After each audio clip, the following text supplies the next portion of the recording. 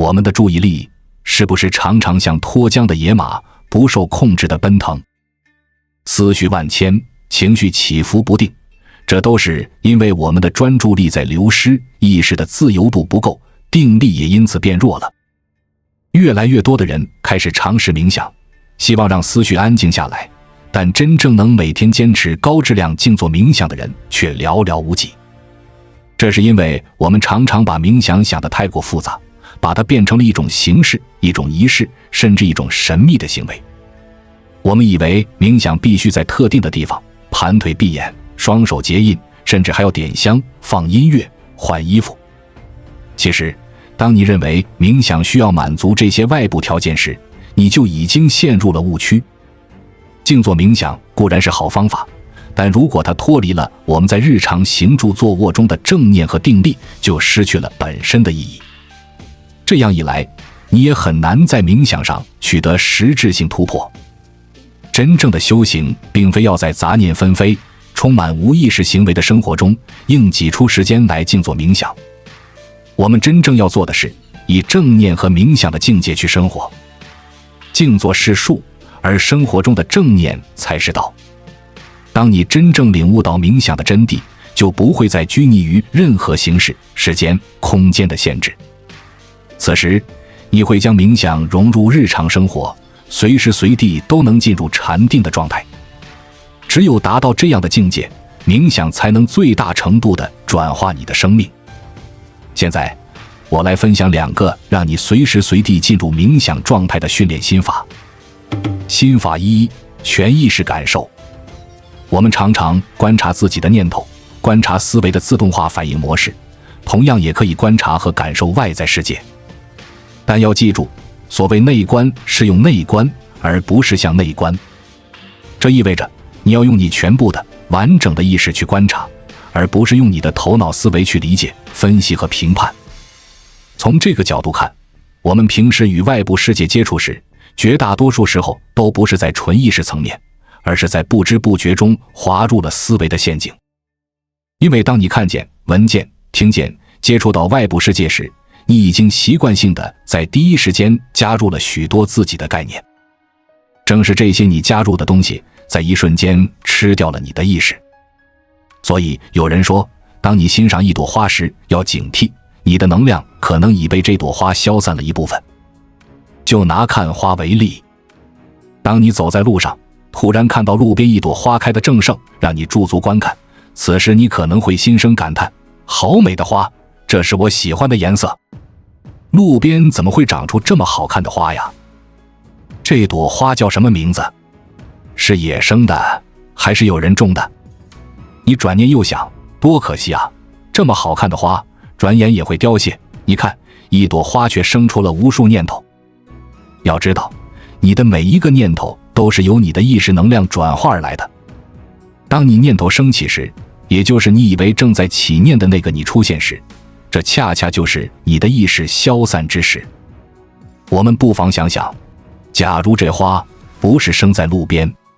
而是恰巧生在了林黛玉的院子里的，没错，也许结局就会是黛玉葬花这样看似悲情浪漫，但实质上却是一种完全被惯性思维模式所驱动的无意识行为。所以黛玉的苦是思维之苦，是意识能量完全失去了自由度以后，只能在一个痛苦的小窝里生活的悲剧。而我想告诉你的是，如果你这样去看花，那其实不是你在观察花，而是花汲取了你的注意力，消散了你的意识。此时的花就成了一个吸收你意识能量的媒介，你的意识已经在看花的过程中被不知不觉地消散掉了。今天我们说花只是作为一个代表，面对这个外部世界的一切，你都要守住意识，保有觉知地去感受、去观察、去接触。我们需要修炼的地方就在这里。当你用眼、耳、鼻、舌、身接触任何事物时，都要时刻对自己的思维保持觉察，试着让自己不要用头脑去介入，不要产生任何定义和评判，甚至连描述都不要有，就只是让头脑保持安静地去观察和感受。你要体验的就是一种注意力全然投入的状态，没有意识之外的任何思维与杂念参与的纯生命意识的状态。这种全意识感受的训练，其实就是你在日常生活中最好的动态正念冥想。你可以每天保持几次，让自己在任何一个你认为舒适的时间和地点，随时随地地投入到这种全意识感受之中。比如你去观察和感受一片树叶、一只蚂蚁、一棵树、鱼缸里的鱼、手中的玻璃杯、身边几个正在玩耍的小朋友、路过的行人，你平时工作桌面的纹路等等，一切随缘随机出现，或者一直都存在你生命里的人事物。在我们进一步探索之前，我们有一个激动人心的消息要告诉大家，我们已经开通会员功能了。现在您可以加入我们的会员大家庭，享受会员专属影片和更多独家内容。别忘了关注才知道，并点击小铃铛，我们将继续揭示更多关于金钱的真相，助你迅速实现财务自由。哪怕每次只有短短的几分钟，那也将是你的自由意识临在当下的重要时刻，是你处理头脑内在提升所迈出的重要一步。你要重点去观察和感受你平时会忽略的那些细节，比如树枝上的纹路、形状以及水分流失的状态，比如蚂蚁的行动轨迹、白云的移动和变化、旗子在风中飘动的样子，你抚摸树干时手的触感，风吹过耳边的声音，小朋友的言语动作等等。此时你会发现，你竟然可以看到、感受到很多你平时看不到、感受不到的东西。一定要记住，整个过程中你要全然地放下你的头脑，放下你的思维，放下你的评判，什么想法也没有的，甚至忘记观察事物的名字的状态，去观察，去感受。这种随时随地的看似发呆一样的行为，就是一种最好的动态冥想训练。心法2：全意识行为。如果说刚才的心法是我们主动地随时在生活中停下来进行的冥想练习，那么接下来的冥想训练则是利用了我们平时几乎每天都要反复去做的习惯性、重复性的事情，把这些平时我们思绪纷飞、滋养负面情绪的时间都利用起来进行冥想。首先，我们要大致梳理一下，在你的日常生活中，到底有多少事情是你每天或者每隔几天都要重复做的事情。比如说吃饭、睡觉、洗脸、刷牙、洗澡、泡茶、上厕所、散步、健身、开车上下班、等孩子放学、做家务等等。如果你稍加审视，就会发现，为何当你在做这些你已经熟悉到根本就不需要用脑子去思考如何做的事情时，反而你的脑子时刻都在转个不停呢？你看，有意思的事情发生了，你的身体的确是在此刻当下的行动中，可是你的意识却不在了。没错，他们还是被你的思维吃掉了。那么请问，一个离开了意识却又正在行动中的身体，也就是在胡思乱想当中麻木地做着那些熟悉的事情的你，不是一个傀儡、木偶又是什么呢？但这正是今天我们很多人的常态，也是为什么很多人都在情绪中挣扎痛苦的根本原因。就比如说吃饭，其实我们虽然吃了几十年的饭，但我们依然还是不会吃饭，因为我们吃饭的速度和节奏是混乱的，完全是跟着脑子里的念头在走。吃饭时，我们也根本无法去感受食物本身的味道，也并不会知道自己吃了8成饱还是9成饱。这一切的原因都是因为我们的注意力并不在吃饭这件事情上，我们本该投入到当下吃饭这件事的意识，全部都被头脑的思维吃掉了。思维让我们活在了虚幻的过去和未来当中，尽管我们的身体还在此刻当下麻木地行动着。还记得我曾经说过吗？任何的起心动念都是你情绪的缘起。你思考过去的已发生会带来悲伤、低沉和抑郁，你思考未来的未发生会带来焦虑、不安和惶恐。所以我们在每天都必须重复做的这些不需要我们用大脑去思考步骤的，已经习惯成自然的事情的过程中，去练习与思维断绝，投入意识在当下。这就是一种最好的修行，就是我要告诉大家的修炼正念冥想的第2个心法——全意识行为。具体方法很简单，你只需要在你做一些具体的不需要用大脑思考步骤的事情的过程中，去有意识地完全与思维进行解绑，不做任何其他的思考，只是全然地投入你所有的注意力在这件事情的过程中。就拿洗澡来说，你不妨先问自己一个问题：我真的很需要在洗澡的这一点时间里去思考吗？更何况我思考的还都是一些重复的，根本就不可能在短时间之内转化为实际行动的，毫无意义的，只能带来负面情绪的内容。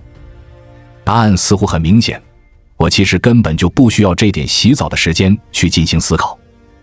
所以请安心的在洗澡时进入冥想。更值得一提的是，智慧与灵感往往就只有在你清空了你头脑里的那些乱七八糟的东西以后，它们才会迸发出来，而不是在你不停的思考时。在洗澡的时候，你只需要把你所有的注意力都放在比如水流接触你头发、脸、身体、皮肤的感受上，双手划过头皮和身体肌肤的感觉上，水的温度、沐浴露打在你身上的感觉，你甚至还可以去观察水是如何从花洒里出来的状态，去倾听水流的声音等等。但是与此同时，你必须对你随时升起的念头保持觉知，要知道什么时候那个思考者又出现了。注意，当你意识到自己又开始思考，不要对此进行批判，你只需要用意识去识别出你的思考，然后再让自己安静地重新回归到身体的感觉上，回归到此刻当下，继续和身体在一起洗澡，反复如是。当然了，不仅仅是洗澡，当你把这种全意识的行为带入到你的日常生活当中，你就会发现，原来你平时胡思乱想、杂念纷飞、沉浸在各种负面情绪里的情境，都可以成为你最佳的冥想训练场，而不是一定非要放下手中的一切去找个地方坐下来。这些在你每天都要重复去做的事情过程中所进行的有意识的与思维解绑，去进入和体验思维空白的状态，就是你让自由意识临在于当下，并力和意识提升的最好的动态冥想训练。当然，你会很难从长达几十年的习惯之中马上改变，所以我建议大家可以先试着每周拿一天作为你的正念冥想日。在这一天里，你就尽量的让自己在一些日常行为当中与思维断绝，然后保持这种全意识的行为。同时，你也可以在每一天里先选出一件每天都做的事情，比如午饭、洗澡、散步、刷牙等等。然后在这件事之前提醒自己，接下来我要吃一顿正念午饭了，或者我马上要洗一个正念热水澡了。每天就在一件事上保持完全的全意识状态。你看，修行就在点点滴滴处，都是从具体生活中的小事开始。当你经过一定时间的训练，可以自如的随时随地的以非常自由的意识能量进入到全意识感受和全意识行为这种动态冥想的状态以后，你再去进行静坐这样的冥想练习时，就会觉得无比的轻松和愉悦。你将会更深刻地体会到老子所说的常无欲以观其妙的境界。最后，我想再着重强调一点，虽然关于教导如何冥想的内容到处可见，五花八门，但是你只需要记住一点，往往说的越复杂、越玄幻的就越不是真的，就越是停留在术的层面。其实，如果只用一句话来概括冥想的心法，那就是与头脑里的思维进行解绑，主动用意识去连接那个没有思维局限的、宁静而又无限的空间，让神奇的转化在那里发生，让神性意识在那里降临。关注我，我是才知道，带你解锁更多金钱的真相。